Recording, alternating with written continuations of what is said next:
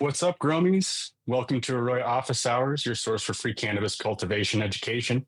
This is episode 124. I want to give a shout out to all of our live viewers on YouTube and Instagram, to everyone tapping in on Spotify, Apple Music, YouTube, or wherever you listen to podcasts. Thank you for your support. And if you like the podcast, drop us a review after the show. I'm your guest moderator, Cian, covering for Keisha this week. While she's going to be out, she's going to be assisting some of our other team members at the New York Growers Cup this weekend. As an official event sponsor, Arroyo will be at the networking event on Friday the 13th and cheering on all of the winners at the awards show on Saturday the 14th. So if you're there, come stop by the booth and say hi to our team. Seth, Jason, you guys ready to jump into some questions? Let's do it. Yep. Awesome. Well, our first question here comes from Trichome Valley, and he dropped this on Instagram. It says, what is the expectation when you push 20% runoff? What should you see the EC and the pH doing from day to day? Is that 20% runoff supposed to maintain the previous day's EC? And should that 20% decrease from the day before? I ask this because when I push 20%, a lot of times the EC still raises, let's say from 4.2 to 6.0 the following day. I mean, yeah, that would kind of be expected. Unfortunately, and I think we talked about this a couple weeks ago, maybe a couple months ago, where 20% is that 20% of your substrate or 20% of your feed volume, right? So if your feed volume is 1 milliliter for the really small side, we would expect 20% to really do nothing. That's almost no runoff at all, right? But if we fed 1,000 milliliters, that would be a significant amount of runoff, 200 milliliters. So, my preference is always talking about in reference to substrate size. And yeah, when we're thinking about as far as a substrate size, 20 milliliters or 20%, would be quite a bit of runoff. As far as, how that affects your substrate kind of comes down to what your feed EC is, what your feed EC in the substrate, what your EC in the substrate is, that type of stuff, and when your runoff hits. So, as far as if the numbers you gave us from where it's climbing to, I probably wouldn't get too worried. Yeah, I think it's important to also go look and see when you're getting that runoff. Does it happen when you actually achieve field capacity, or is it happening before when you're accounting for that total volume? And just like Jason said, we're talking about 20% of the total pot versus 20% of the feed volume, which from what you're saying sounds more like 20% of the feed volume. Sometimes we'll see EC rise. A lot of that's dependent on the pot size, and then pH should remain pretty stable at a runoff of 20% of the feed volume. Yeah, and kind of just as rough guidelines, our favorite time to see runoff is at our last P1 event. Typically, if we have P1 events that are having runoff before that, we can make those shots a little bit shorter and have more of them to try and get the capillary effect of the substrate to catch up with those shot sizes. Obviously, that last P1 is when we want to see the runoff going on, pushing out some of that old nutrient mix. And then for our P2s, if we are running P2s, say we're in a vegetative strategy, typically we don't necessarily want to have runoff unless we need to decrease our EC even farther. In which case, it's probably the best strategy actually to get a little bit more runoff on your last P1 and still avoid P2 runoff. Yeah, it's important to remember that as you're adding all this liquid to your substrate, it has to homogenize with the existing liquid in there. And if the velocity at which it's going through the substrate is too quick, it's not going to have time to actually make the changes that you're hoping to make with that runoff. So over time, an easy habit is to just go watch that, second to last and last shot, see if you're getting runoff there. And then with the P2s, that's actually something that, can be kind of tough to dial in when you start applying the P2s, is checking to see if you are getting runoff in some of your pots. Even if you have sensors, if I have one sensor per 50 plants, so that's in a large scale commercial setting, that's pretty good. Even in a small scale setting, 1 per 24 is really good. So if we take it down to that level, I really want to go in there and see if my P2s are accidentally pushing runoff in any of my plants, because at that point, some of them might start to have a much lower EC than others, and it's going to make managing that much more difficult, especially in light of the fact that the only difference is I maybe should wait 2 hours instead of 1 hour to start my P2s to avoid doing that. Well said, you guys. I think that covered it very well. I think let's go into this next one here from Charles Webb. My question is this: is giving multiple irrigation signals to the plant and veg versus giving big or huge drybacks and then completely saturating the pot increase or decrease metabolism in the plant? Yeah. So, I mean, I guess metabolism is not necessarily really going to be much different when we think about vegetative or generative type of strategies as far as irrigation goes. Um, really what we're thinking about is when we do have more number of shots, each of those is bringing fresh oxygen, fresh nutrients to the plant and cueing a growth response from the plant, right? So, it's kind of a balance. If we have too many irrigations, then we don't see much dynamics in that. If we have too many irrigations, we may not be seeing our EC rise at the times that we want it to. Don't know if I answered that very well. Yeah, I mean, especially in veg, I think a good way to look at it would be to think about some other crops we see out there, whether it's tomatoes, lettuce, cucumbers, anything. When we're looking to actually grow structure in the plant, and particularly like leafy greens, you'll see this like lots of vegetative irrigation cues because we're trying to boost growth of that leafy green material. So when we're talking about vegging a plant, there's a couple of different approaches for people growing big plants in huge pots. You've got a long veg no matter what. But if we're flipping, 14 to 18-inch plants on a slab, one of our goals in that production system is to get them through veg as quickly as possible to hit that size. And we can take advantage of that small veg media to apply a lot of small shots. And as long as we're able to get, an overnight dryback and a little bit of dryback between those shots to get that oxygen into the root zone, that's what's going to really drive that growth. As far as overall plant metabolism, like Jason said, we may not be increasing it that much, but when we apply those shots to the root zone, we're increasing active transpiration where the plant's actually putting resources into moving more water through the plant so that it can build more tissue. In the daytime, it's not necessarily burning nearly as much energy as it would be at night, especially in the root zone, but that's allowing it to build more sugar to then metabolize over time and build more tissue.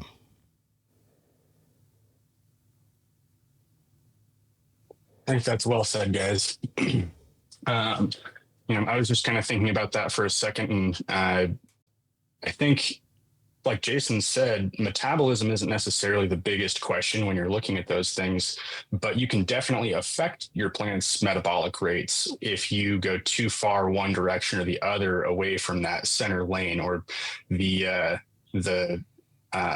green zone, as I kind of like to call it when I talk to people. You can deviate, and then once you're outside of some of those set parameters, let's say if you were to start steering a little bit too aggressively in the generative stage, you may end up damaging your plant's ability to metabolize at the rate that it needs to. And vice versa, overwatering and going that other direction can also provide some stress depending on how you do it. However, I would imagine that throughout veg, you're going to see a lot less potential for issues with the metabolic rates your plants are having if you are able to kind of keep it in that center lane. Yeah, I mean, I think it's important to bring up when we're talking about veg also. Plants are cold-blooded, essentially. They can only metabolize at a rate that the temperature that they are allows them to.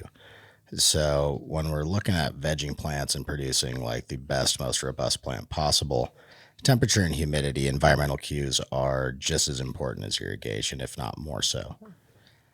Those plants need it to be, 80 to 82 degrees on that plant surface. So sometimes that can be a challenge to achieve in a particular facility. We want it to be pretty high humidity in general, down in that 0.6 to 0.9 VPD range, which can also be difficult to achieve depending on where you're at. And those factors oftentimes, unless you're running a very small veg media, those factors can be much more impactful sometimes depending on how you're watering. If you're dropping a clone into a 1 gallon, for instance, if you can't nail the temps and humidities, those plants aren't going to root in as fast, and you're not going to get that dryback as quickly and be able to start irrigating more vegetatively to push that growth. Sorry, guys. My mouse just died on me there for a second. Couldn't figure out why my cursor wasn't moving around. I think that is a great explanation of that, and it's a good add to talk about those temperature zones as well. Let's move on to a little bit of a pivot here. We have one from a friend of the show, Mighty Mouse, asks us, what's the general limit for calcium chloride throughout the run? And what is the effect at the end of the run? If there's toxicity, what do those generally look like? I noticed that Athena runs up to 350 ppm in their fade, but if you're switching over to fade slowly a little bit earlier in your round, how would that work? And are there associated concerns that I should be looking into? So I'll take this one. Yeah. So the main thing we're looking to do is continue to keep the roughly the same ppm of calcium that we've been running through the cycle, continuing into the ripening period. And that's why we're putting in something like calcium chloride, is to replace that calcium nitrate, so that we're not giving that vegetative push to the plant from nutrition. So whether you're using calcium chloride, calcium silicate, even CalMag, old school, you're trying to match that ppm of calcium so we can still get even uptake of potassium, phosphorus, and all of the micros that we're still trying to get into the plant. Calcium is at least for plants like cannabis and tomatoes, those are two of the main ones that people grow that suffer from this.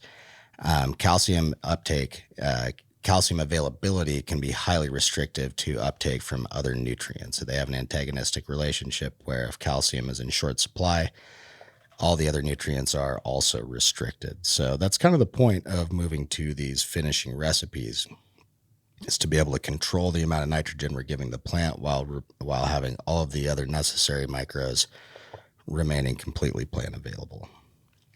Yeah, and I did want to just chime in there. If you are using CalMag as a supplement, make sure that you're checking the ingredients on your CalMag. Quite a few CalMag products on the market also have nitrogen in them. So just make sure that you're looking at that and taking into note that it's going to be doing what you want it to be doing as far as depleting the amount of nitrogen you're feeding. Yeah, and I mean, also if you're running any kind of injection system, CalMag is probably not going to be your best friend. I think that's a big reason we've seen much easier to use solutions like calcium chloride come onto the market, because typically at the rates we're running, you're not going to see any issues from calcium toxicity in the plants chloride toxicity, unless you already have, let's say, high levels of chlorine incoming in your tap water, at which point there's some pretty simple solutions to help deal with that, like having a batch tank that has a high airflow capacity, a lot of mixing or air stones, and having enough time for some of that chlorine to off gas before the solution actually gets dumped on the plants. All said. I think we can add to this one. I've got a question here from Tim B. It says, any opinions on hydroponic research dose A/B, shine, stack in a commercial facility? Been using it for over a year in a 500 light facility, and it's been a struggle to dial it in for 60% of our strains.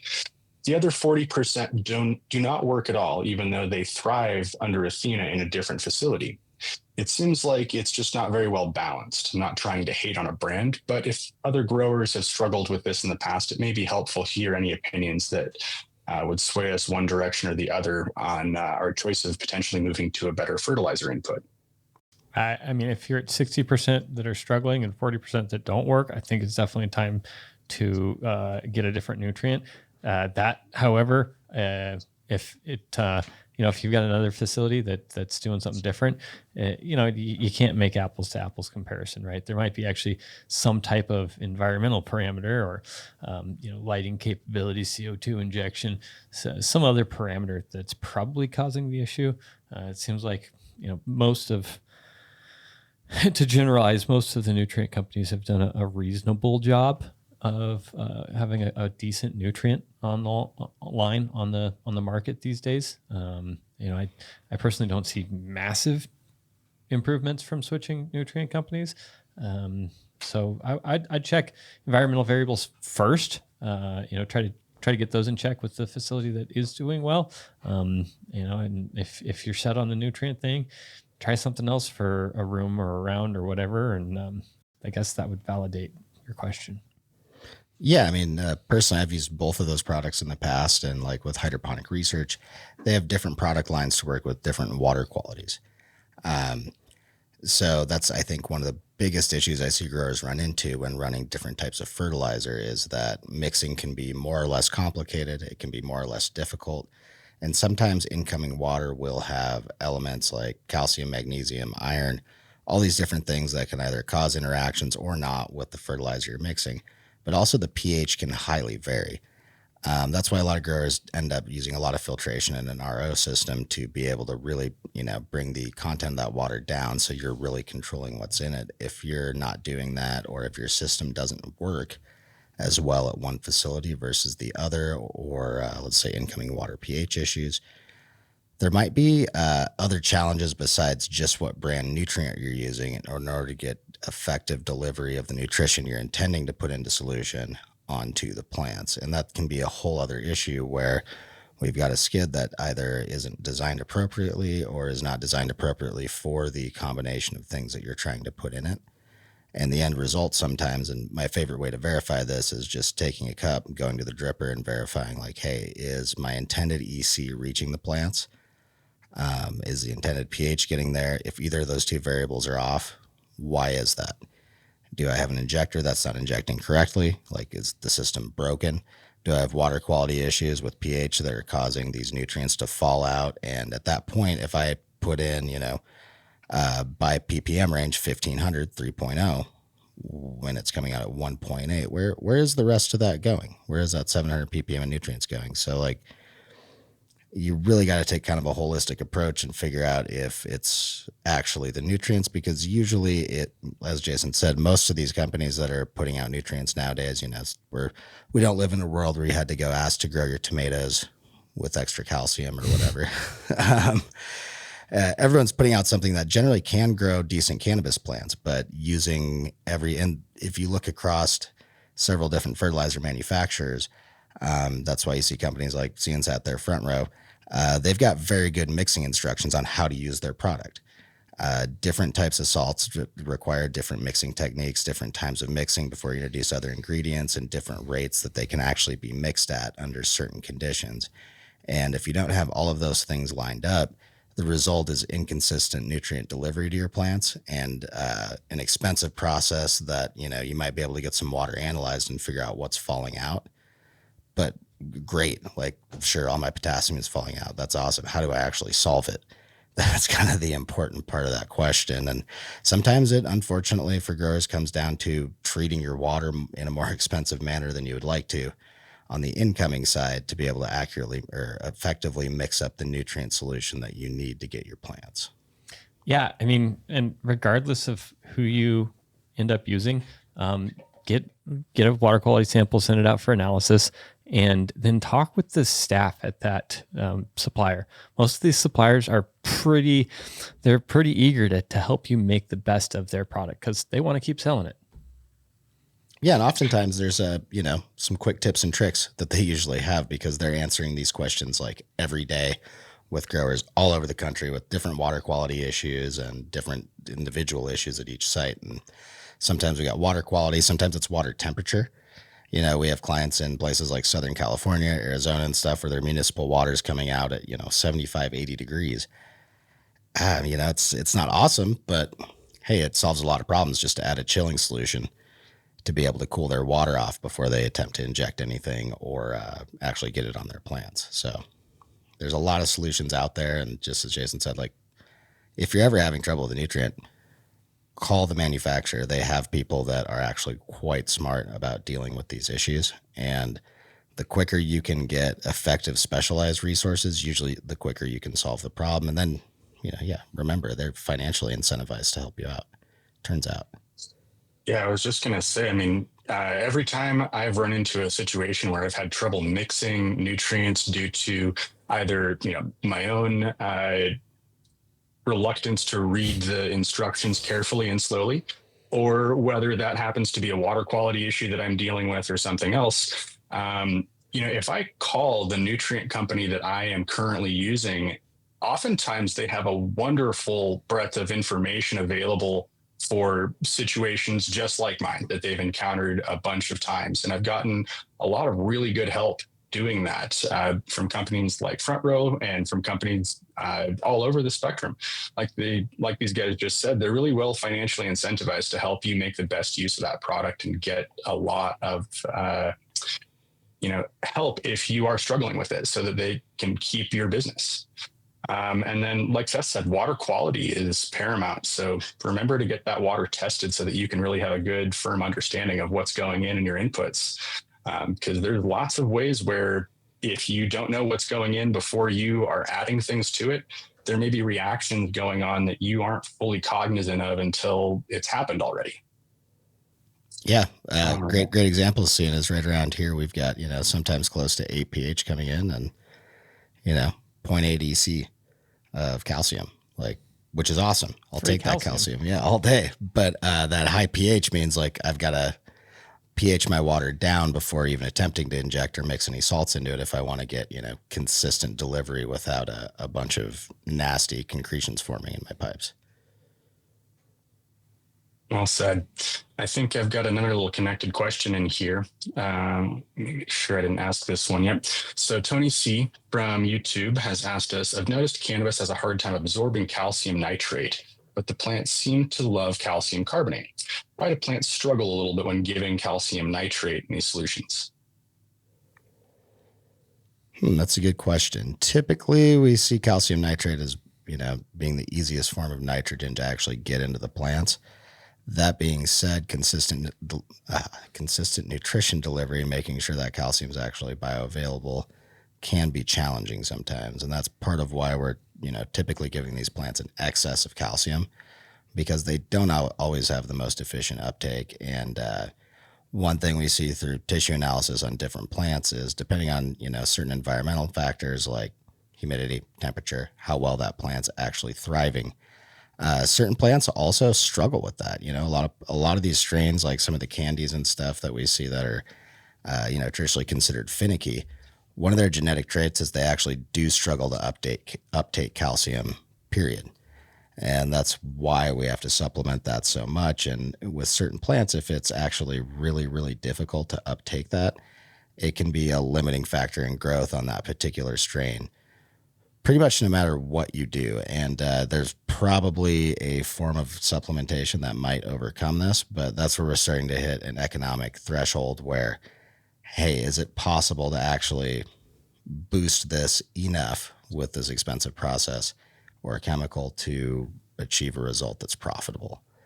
And that's why we see some strains that just can't really make it in the market. They can't take the inputs and they're generally unstable. And that's where, typically we would be selecting things that are easy to grow and approaching it that way in agriculture, rather than going too deep on a solution that's not necessarily going to solve the problem. But as far as calcium carbonate is very bioavailable. Old school seashells also helps regulate pH in the media. If you've supplemented calcium carbonate into your coco, for instance, you have a natural buffer there. That's going to help keep that pH in a very specific range. If we've got, for instance, a small media and we're feeding a lot of calcium nitrate, towards the end of the day, as that water content's getting really low in the media, we've also had a long period of time with hydrogen off-gassing that's driving that pH potentially up, or heavy feeding that's driving that pH down.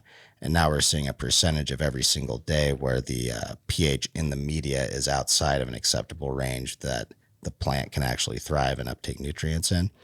The only problem is, because we don't have a super reliable in-media pH sensor, it's very difficult to actually be aware of that, because let's say you've dried a plant back 30% VWC. Now we're going to replace 30% of that volume with feed water. If we were only going up to 50% VWC or 60 at capacity, we've effectively replaced, half or more of the water content in that media. So when we get our runoff test, it might look pretty good on the pH, but in reality, we've spent a good amount of the day outside of the pH range that the plant can actually uptake nutrients effectively. I think that was a great explanation of this topic. Let's move on to a little bit of a different subject here. Thank you for that comment, Tony. So We have a couple of questions about the differences you're going to see in rockwool and coco in the chats today. This one from Anxiety comes in and says, does rockwool require less runoff than coco in a generalization? And if so, why? Not necessarily. So if the stars align, all conditions are right, our nutrient balance stays right, neither of them actually need runoff, right? Other than making sure that we've got a clean wash through at the beginning of the substrates usage. That being said, we're pushing runoff in order to help stabilize and balance some of the conditions that end up out of the ranges that we prefer. Both of them you can benefit from having runoff. Both of them you don't require runoff. Yeah, generally speaking, it just depends on that prep, right? Like with rockwool or stone wool products, we've got a wetting agent in there that has been shown to be a point of inconsistency in manufacturing. Not super inconsistent, but every once in a while there's been batches that go out that result in either a high or low pH. And at that point, it takes quite a bit of flushing with nutrient solution to actually get that out and stabilize it. And that's where we'll see like, hey, plant it into a slab. Looks like my runoff's at 4.7 or something, and then we see that like, hey, a week and a half later it's stabilized after we have actually put enough volume of water on that block over time to do that. And similar things can happen with coco. If it comes in loaded with sodium or any other salts that's at like, let's say a 1.0 plus EC, sometimes we'll see a low pH effect or a high pH effect. And realistically, whichever media you're using, it's important to check that and be aware of the conditions you're planting into or potentially planting into, and right now have the opportunity to flush out and correct with nutrient solution that media to get stable conditions before you plant. Because both media, the whole reason why we're using them not only in cannabis growing but just general horticultural production is that they are relatively inert chemically. So rockwool, very, very inert. Coconut coir, also very, very inert, except for the fact that it does need to be washed because of the conditions it's growing in. Once that's done, it's also very chemically inert, almost zero cation exchange capacity, which is the whole reason we're not just scooping dirt out of a field and throwing it into a pot and using it. If we're trying to regulate hydroponic nutrition through a soil that had like a high clay or silt content and held on to nutrients really well, then we wouldn't be able to manage our fertilizer levels and pH nearly as much as we can in a controlled pot with zero nutrient holding capability. We're just relying on the water that's actually in that pot and what we input into that water to control plant nutrition. So as far as differences go, one requires more sweeping. That's the way I like to put it. A little more scrubbing. But it all depends on the application. We've kind of talked ad nauseum on this show about how over-dried rockwool can give you bad results, whereas coco, if you have an over-dry event, you can potentially recover from much easier. So I think the important thing for growers to look at is what are some of the attributes that are important for your grow. We definitely work with customers who are trying to have the cleanest pathogen mold testing possible. So they're, one of their limits for success is super low CFU as well. In those particular cases, it's usually easier for them to keep a room very, very clean if they're running rockwool, because they don't have the sediment from anything running all over the tables that they then have to meticulously scrub, and can be a buildup for things like biofilm and algae. On the flip side, if we've got someone running a medium to large facility, or just in general, we're talking about fertilizer earlier, if they're having issues with nutrient delivery that's resulting in plugged emitters or anything like that, it's a lot easier to get through a run when you're having mechanical difficulties with coco, because if you over dry the coco, you can still bring it back up to field capacity. If we over dry the rockwool, a lot of times that's just really killing the yield on that run, because now we've lost up to half of the water holding capacity of the rockwool in just a few days of over drying. Yeah, I was going to say, a lot of the conventional advice you hear from people surrounding rockwool tends to be that if you over dry it, you're going to lose that matrix potential, and you're going to lose your ability to have a little bit of that water holding capacity in the substrate as that happens. And I think that the advice we get comes largely from that concept, right? Don't underwater your rockwool, because otherwise you're going to be losing that water holding capacity. And so I don't think that necessarily always equates to more runoff, but it does mean that you have kind of, like Seth is alluding to, some thresholds there that you can't go outside of. Yeah, I would like to highlight something too, because one thing we do talk to growers a lot about is like, what about the algae on my rock wool? And why don't I see that on coco? That algae comes from lack of sanitation in the facility. Not saying overall, but there's clearly a point that has the possibility and point of infection to grow that algae. And oftentimes that's in irrigation systems, not using black or gray piping in the walls or in the hallways. I mean, plants getting water that has had light on it, clear transparent reservoirs in the hallway, things like that, where it's actually growing. And even if you see that in rock wool, it's still kind of happening in your coco. So just because you made the switch from rock wool to coco doesn't mean you do not need to solve some potential point of infection issues in your irrigation system that's dumping that contaminated water into the pots and allowing that to grow. Because I've seen plenty of facilities turn it around to where a little irrigation overhaul and sanitation update and no more algae on the rock wool blocks. Yeah, and another reason that we don't necessarily see it as often in coco is that rock wool has a little bit higher hydraulic conductivity. So meaning that at the drippers in coco, will stay a little bit moist, but typically we get top quarter inch of coco is pretty much drier than immediately when we're irrigating. So it's because the capillary effect of coco is not quite as good as rock wool. Those rock wool fibers are much smaller in general, and they're tied together. They're woven when that rock wool is blown, and so you're going to always have a little bit of moisture up at top because the hydraulic conductivity is keeping a little bit more humid and moist up on top of the blocks.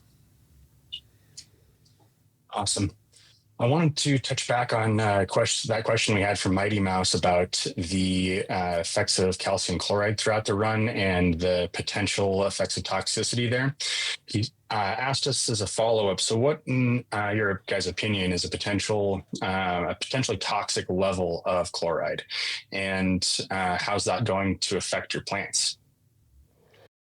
What you'll typically see, as far as a toxic level, you should never see that if you're just simply replacing the ppm of calcium. In using things like chlorine dioxide, if we've gone up above, just a couple ppm, we start to see some toxicity. That like 3 to 10 is a pretty sweet spot there. That being said, that's a totally different compound that's much more reactive than calcium chloride. As far as toxicity, we're looking at that intervenal chlorosis, just spotting, looks like magnesium deficiency a little bit, some classic toxicity. You might have seen something similar if you've ever really bleached out a clone tray and left liquid bleach in there, then plopped it on some clones and seen like yellowing leaves and spots, but not whole plant death.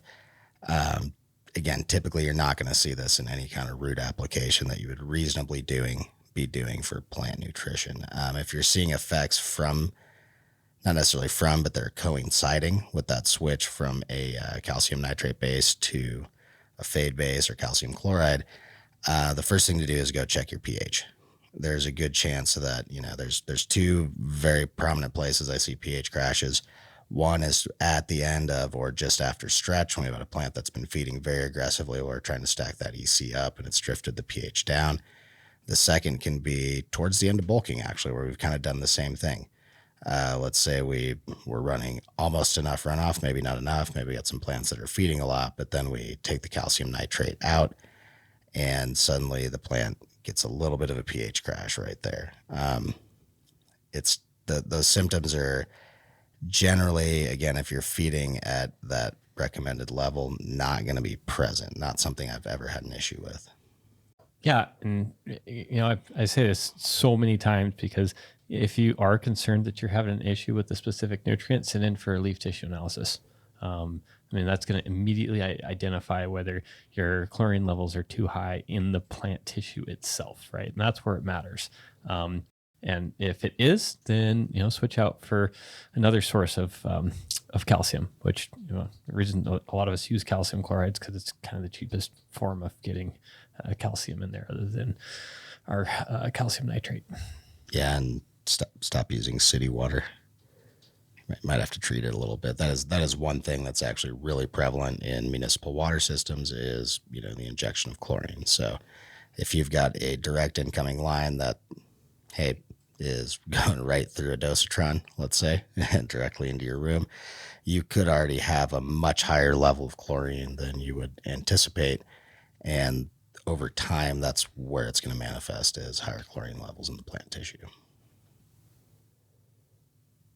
That's well said. I've had quite a few runarounds trying to dial in the chlorine issues that I was having early on in my facility as well, just because of the high levels of chlorine in my city water, just that exact situation. And I mean, it took a good while for me to accept the fact that that is, in fact, where that chlorine was coming from. And as soon as we had a little bit better filtration in place, what do you know, that spotting is gone. Yeah, and there's simple solutions. I personally had success with just holding incoming city water in a tank with an air stone for 24 hours. Tested after 24 hours, usually enough chlorine is gassed off that it's not an issue. So it's definitely one that's pretty easy to overcome mechanically and not have to treat with additional chemicals. Yeah, and even if you want the answer like now, you don't want to wait for your water test to come out. You can go to the store and get a pool test kit or a water quality test kit. Those cheap little strips. I probably got like 200 of them for $10, $5, and I use them all the time to test my well. Yeah, and don't underestimate how much chlorine water treatment plants will actually dump in, because that's one of their, as far as when it comes to our own health, least risky, most effective sanitizers that they can use to treat massive amounts of water that they're trying to bring through their system and deliver to people and make it actually potable. For reference, bleach has been used to create drinking water for quite a long time, and very few people have died, or if any, from the correct application of it. I think we covered that one pretty well for Mighty Mouse. Let's jump into another different subject down here. We have you guys, for this one's from IG Hands Down NU. What do you guys think about not irrigating to full saturation every day and keeping it at a steady moisture content? A few percent fluctuation, roughly 10 to 20% drier than when it was at full saturation. I mean, you can, as long as we're still getting good drybacks and you don't need to push runoff in order to adjust your EC. It's fine. And sometimes we'll see this in a little bit larger substrates where people are trying to avoid root stagnation, just because they don't see either if too large a media or they don't have the transpiration rates in order to fluctuate their water content enough to end up adjusting their ECs based on that. That's what I was going to say. It sounds a lot more like growing in a raised bed or in-ground situation where we're not necessarily reliant on runoff to maintain some of those optimum nutrition and pH levels. And it is entirely possible. Pushing runoff is probably the easiest way to regulate your EC and pH. If we're looking at a no runoff solution, typically that's when we get a little deeper into soil science and soil nutrition science, where we're looking at using things like buffers, calcium carbonate, gypsum. There's a handful of others that we can use to help buffer that pH in the soil, in the media, as we're trying to not push a lot of runoff. Entirely possible, but it also depends on your situation.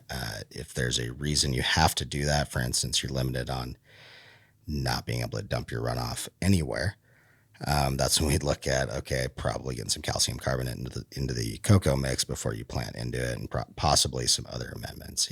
Back in the day when it was just the forums 10 years ago, I was putting all kinds of fun little minerals in my coco. One thing they did seem to do, especially the calcium carbonate and the gypsum, was stabilize that pH so that I could use tap water and not have to amend it that much, because at the time I wasn't necessarily paying attention to that as much. But going back to basics, if you're doing it for nothing other than an experiment, go ahead and try it, and just probably be conscious that because you're putting in salt fertilizer, and we know that typically that's going to cause pH to drift down in the media over time, you might be running a risk going with, a consistent water percentage and very little to no runoff. And the other look at that too, if we look at, let's say, trying to put P2s on to going to a bulking irrigation pattern, we do want to see a little bit of dryback. There is a reason we're putting, let's say, 12 shots on a plant throughout the day and not just leaving the water on at an extremely low flow, like 0.1 gallon per hour or something like that. That low flow doesn't actually allow oxygen to get sucked out into the root zone and drive a lot of that active transpiration that we're looking to drive. Yeah, and I was going to mention that as well.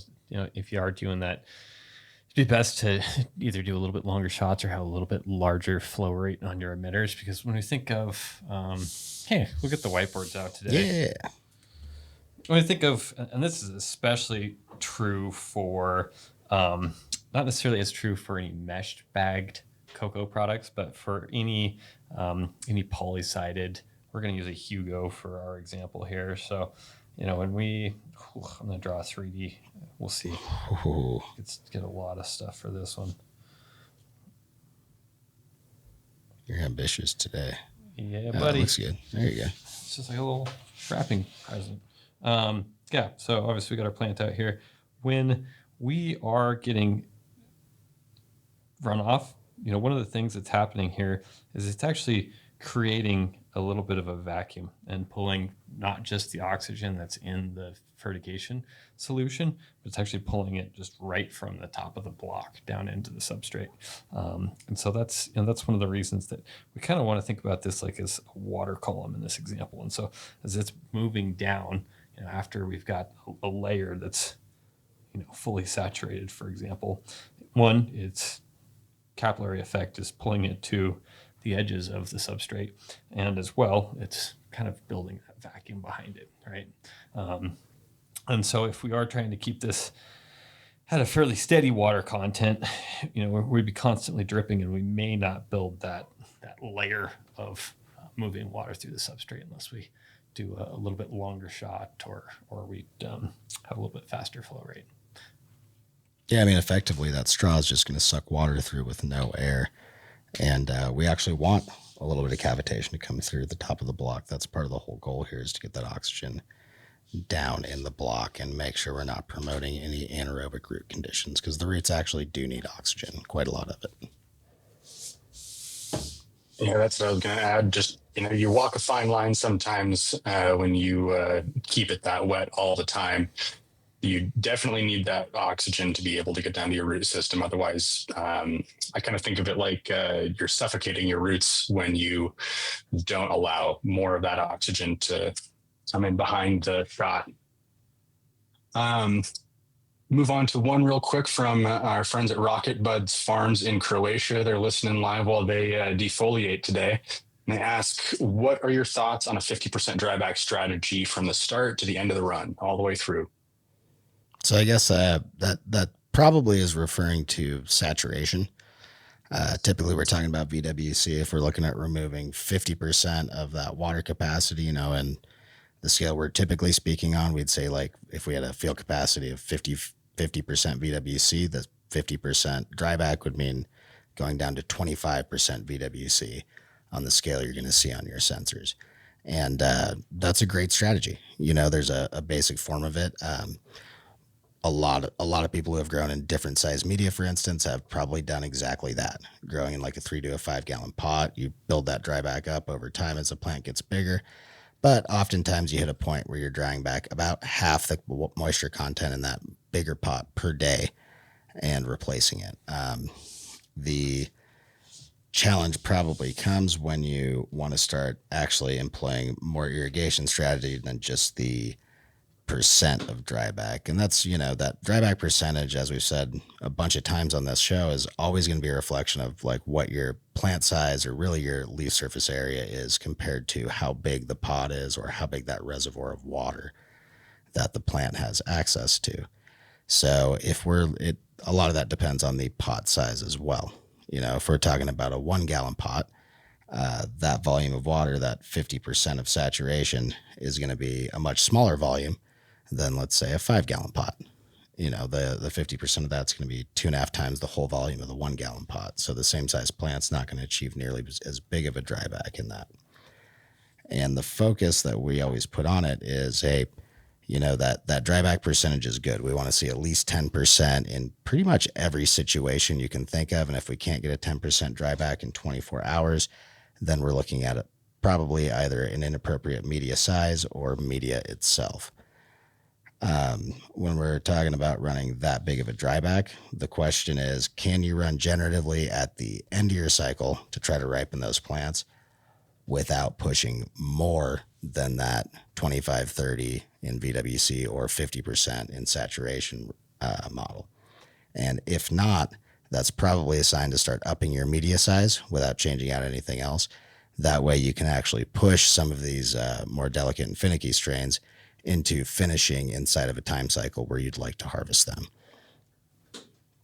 So Jason's got some a fun little explanation here. Saturation versus VWC and why there's a difference in the scale. And also, I think one thing we should maybe bring up is when you can use either of these in a more effective way. Saturation's a great way of explaining to someone how much of a dryback you want.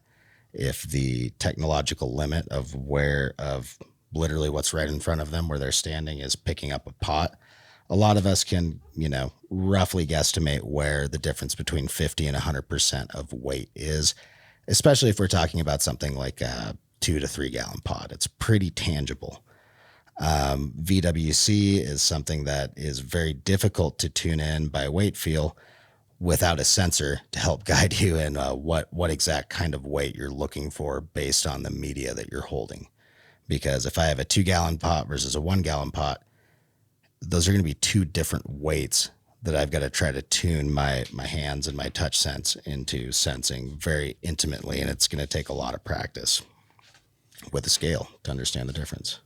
Yeah, I wrote this down, and it's probably just going to make it a little bit more confusing. But Seth started off with, talking about, all right, in a 50%, the reason that he kind of just made the assumption that it is, based on saturation meaning, all right, when I hit field capacity, that's 100%, right? 100% water holding capacity of the capacity. That it's like the relative of water content, I guess, if you will. Most of the time when we're working with sensors, at least in our system, we're looking at volumetric water content. And so in a 1-gallon substrate, for example, if we're looking at saturation, 100%, saturation would actually be 60% or 45 to 60% for most cocos in a volumetric sense. And that is because the rest of this percentage is material and non-saturatable pore space. So this is things that can't hold any water. So when we're talking about field capacity, this is about the time that we start to see no longer no more water being able to be absorbed into that substrate. For most cocos, it's going to be around 45 to 60%, depending on the pith and chip rate. And something like rockwool, typically we see that closer up to 70, 75%. And it can also vary on the type of rockwool you have. That's why there's Hugos and Pargos and all of it. So hopefully that actually clarified it. I'm glad you made the chart, Jason, because I wanted to touch on that when the question came up, because it's one of those things, we hear all the time when people call in, or even when you're just talking to somebody about things. They'll describe it a percentage, and you have to make sure that you and the other person are talking about percentage in the same conceptual value, because just like what Jason said, if you're looking at things through a lens of that saturation percentage value, and you talk to another person that is steering their plants strictly by a volumetric water content understanding, you both are going to say the word percent, and it's going to mean something very different to each one of you. And it's really important that you clarify which one of those scales you're operating on.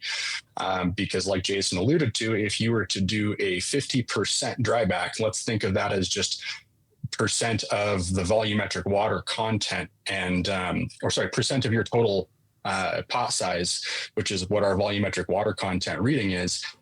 you're basically going down, let's say if you were at 60 to 10%, which I think all of us can tell you here that a dead plant will make. Yeah, I've definitely talked to more than a few growers who have been led astray by that, because I think we're keep making this joke that it seems to be like a lot of cannabis growers are fishermen and everyone likes to make things big.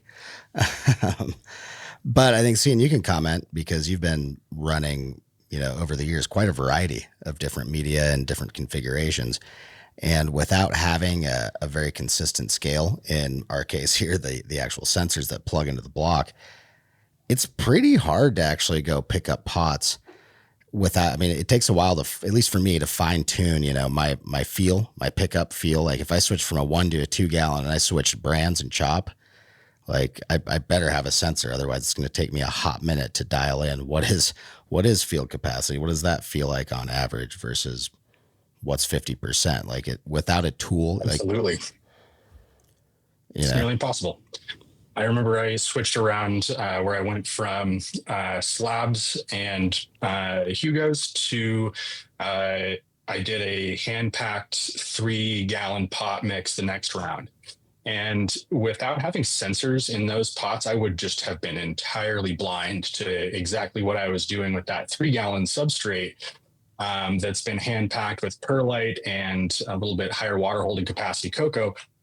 Just a very different medium, and having a sensor in there allowed me to understand not only is there a huge difference in terms of what my physical perception of the weight of that plant is versus its volumetric water content and what that means, but there's a big difference in the scale of that substrate and what it's going to read versus what my slabs or Hugos were going to read. Oh, absolutely. In a 3-gallon pot, even with a 70 to 30 mix, water's 8 pounds a gallon. Pick up a pot that weighs maybe 12 to 15 pounds versus your little 1-gallon pot that you might have grown in before or after. And it's like, oh, this one, yeah, ever is a few pounds. And that's visually not a huge difference. Yeah, it's 3 times the size, but we're talking about something this big versus something this big. It's tough to dial that in and keep up with it. And that's why I think, you talk to a lot of growers out there that, they get into a system, whether it's a 1 gallon, a 2-gallon pot, a 1 or 2 gallon compressed brick by a certain brand.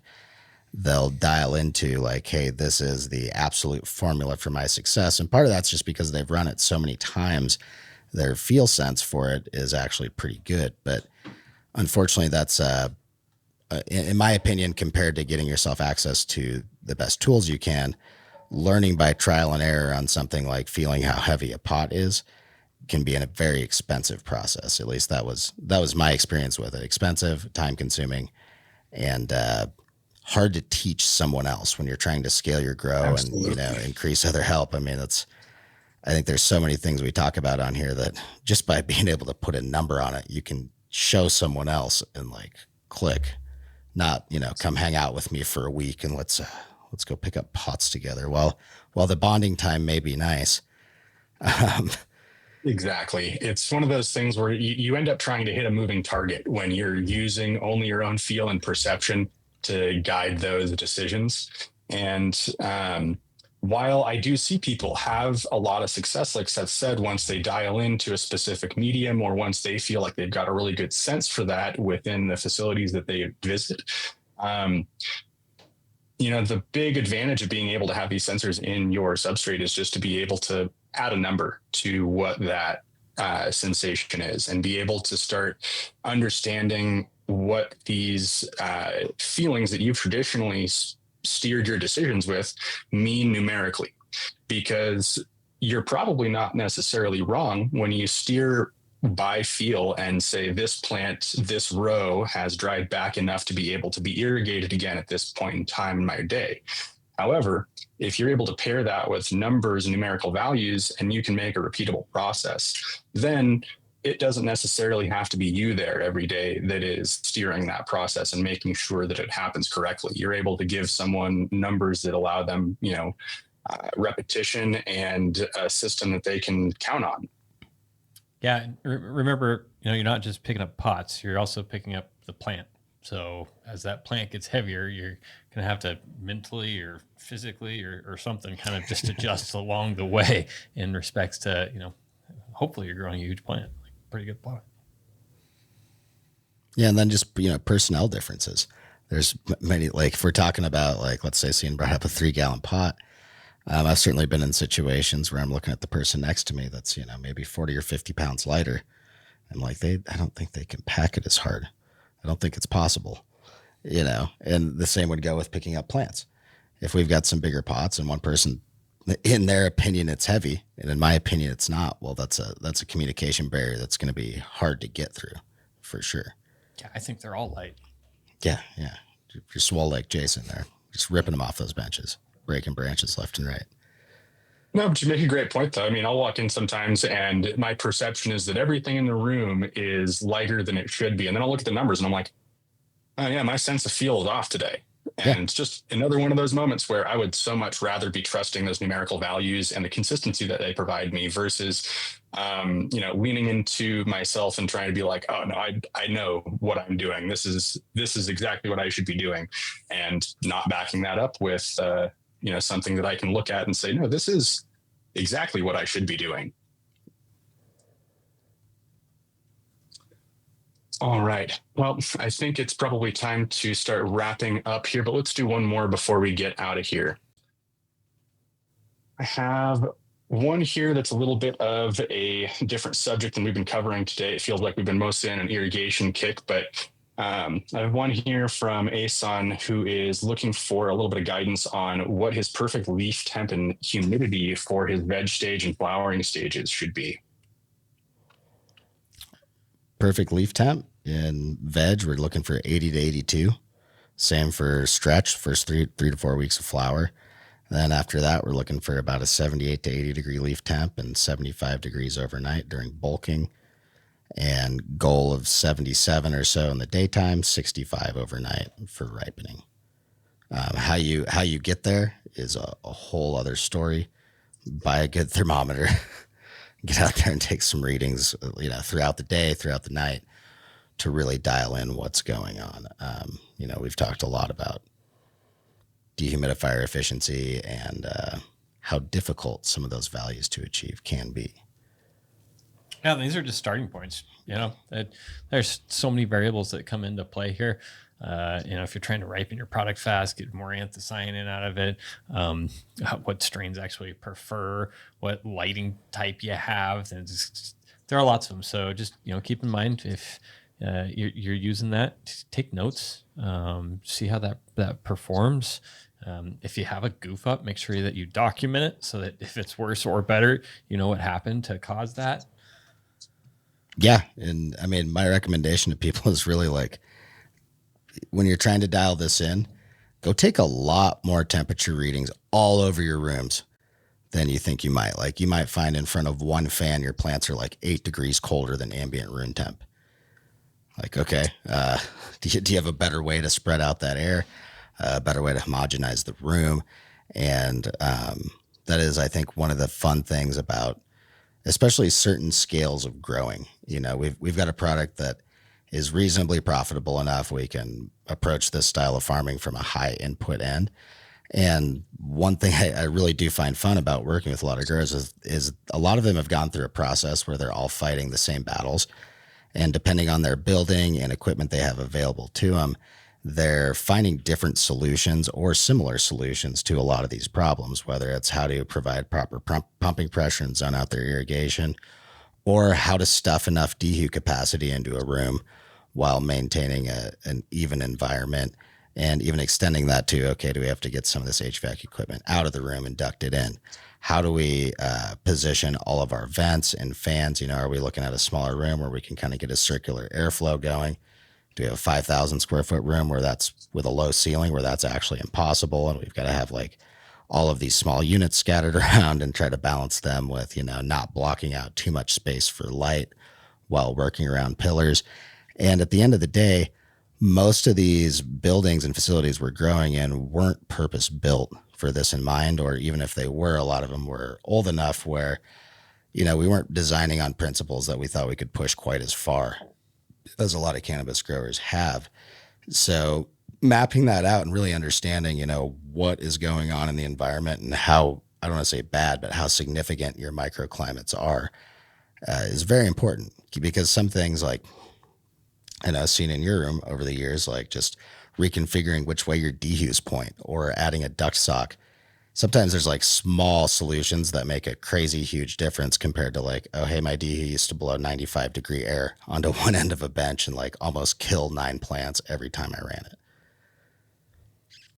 Yeah, and this actually reminded me of a that's really good. fun Heat map, activity nice. that we did, kind of a study actually at a client's facility where we had, I believe we had 12 temperature sensors in this room, equally spaced out.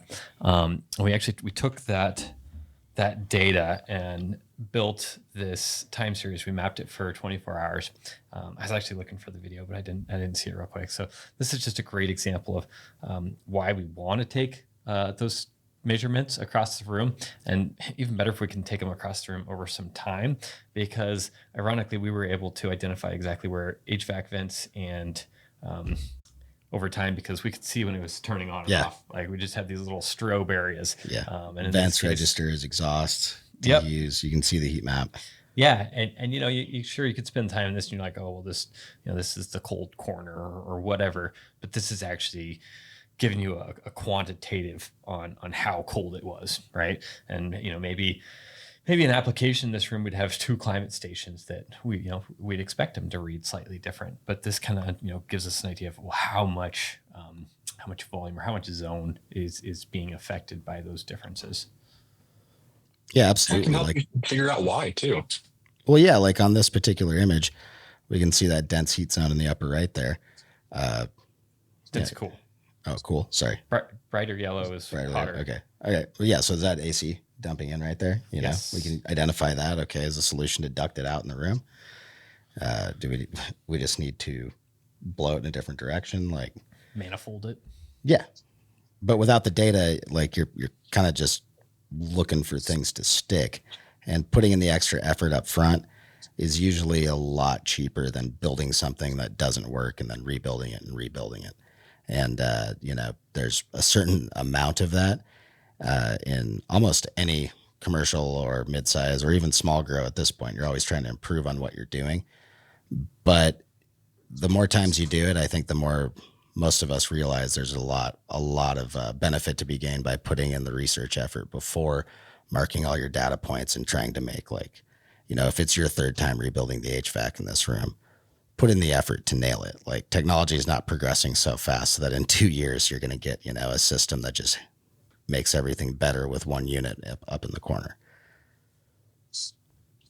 Well said. Well, I think we probably ought to wrap it up for the day. Thank you, Seth. Thank you, Jason. And thank our producer, Chris, for another great session. And thank all of you for joining us today for this week's Arroyo Office Hours. To learn more about Arroyo, book a demo at arroyo.io, and our team will show you the ins and outs of the ultimate cannabis cultivation platform. Got crop steering or cultivation questions that you want us to cover in the show? Drop them anytime in the Arroyo app, email us at sales@arroyo.io, or send us a DM via Instagram, Facebook, or LinkedIn. We'd love to hear from you and answer your questions live. And if you're a fan of the pod, please leave us a review on Spotify, Apple Music, YouTube, or wherever you listen to your podcasts. We appreciate your feedback, and be sure to subscribe to our YouTube channel so that you never miss an episode. Thanks, you all. See us at episode 125.